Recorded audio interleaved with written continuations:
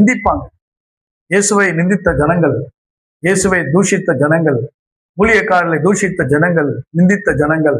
ஆகவே எத்தனை பேர் உங்களை நிந்தித்தாலும் பரவாயில்லை, பயமுறுத்தினாலும் நீங்கள் என்ன செய்யாதீங்க, பயப்படாதீங்க, கலங்காதீங்க என்று ஆண்டவர் சொல்லுகிறார். இதை குறித்து நீங்கள் கலங்கக்கூடாது, பயப்படக்கூடாது. ஏனென்று சொன்னால் அவர் நீதி உள்ளவர். ஆமென் சொல்லுங்க. அல்லேலூயா. அவர் எப்படிப்பட்டவர்? சகரியா 9 என்ன வாசிக்கிறோம்?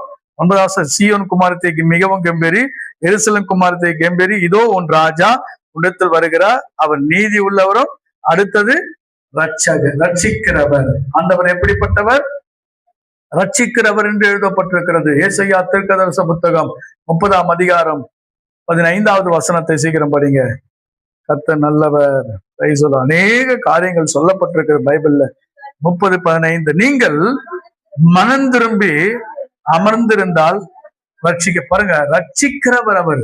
இந்த ரட்சிப்பு நமக்கு எல்லாருக்கும் தேவன் தருவார். நீங்கள் என்ன செய்யணும்? நீங்கள் மனம் திரும்ப வேண்டும். மனம் திரும்புவதற்கேற்ற கனிகளை நாம் கொடுக்க வேண்டும். யாருக்கு இந்த ரட்சிப்பை ஆண்டவர் கொடுப்பான்னு சொன்னா, உண்மையா யாரெல்லாம் மனம் திரும்பி இருக்கிறார்களோ அவங்க எல்லாருக்கும் இந்த ரட்சிப்பை, ரட்சிக்கப்பட்டவர்கள், மீட்கப்பட்டவர்கள் எங்கே வருவாங்கன்னா, தேவன் இருக்கிற சீயோன் என்கிறதான இடத்திற்கு தேவன் நம்மளை கொண்டு வருவார். நீங்கள் மனம் திரும்பி என்ன செய்யணும்? அமர்ந்திருந்தால் ரட்சிக்கப்படுவீர்கள். அமெரிக்கையும் நம்பிக்கையுமே உங்கள் பலனாய் இருக்கும். இஸ்ரவேலின் பரிசுத்தராய் கர்த்தராகிய தேவன் சொல்லுகிறார், நீங்களோ அப்படி செய்ய மனதிராமல். கர்த்தருடைய பிள்ளைகளே, ரட்சிப்பை நாம பெற்றுக்கொள்ள வேண்டும்.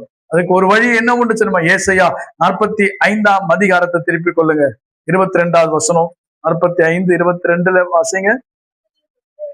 பூமியின் எல்லை எங்கும் உள்ளவர்களே என்னை நோக்கி பாருங்கள், அப்போது ரட்சிக்கப்ப. இயேசுவை நோக்கி பார்க்கணும். யாரெல்லாம் ஆண்டை நோக்கி பார்க்கிறாங்களோ, யாரெல்லாம் இயேசு அம்மிட்ட வர்றாங்களோ, யாரெல்லாம் அவரை நோக்கி கூப்பிடுகிறார்களோ, யாரெல்லாம் அவரை நோக்கி பார்க்கிறார்களோ, அவங்க எல்லாருக்குமே ரட்சிப்பு உண்டு.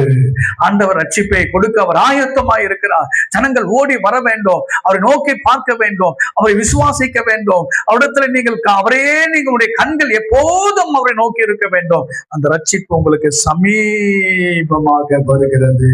அல்லேலூயா, அல்லேலூயா. ஏசாயா 62ஆம் அதிகாரத்துல 11வது வசனத்தை வாசித்து பாருங்க. ஏசாயா 62:11. நீங்கள் சீயோன் குமாரத்தை நோக்கி, இதோ உன் ரட்சிப்பு. ஒரு அலைய சொல்ல மாட்டீங்களா? அல்லேலூயா. வசனத்தை வாசிக்கும் போதே நமக்குள்ள ஒரு பெரிய விசுவாசம் வரணுமே, ஒரு ஆமென் சொல்ல வேண்டுமே. இதோ நீங்கள் எதிர்பார்க்கிற ரட்சிப்பு வருகிறது. சீயோன் குமாரத்தியை நோக்கி, இதோ உன் ரட்சிப்பு வருகிறது. வருகிறதா இல்லையா?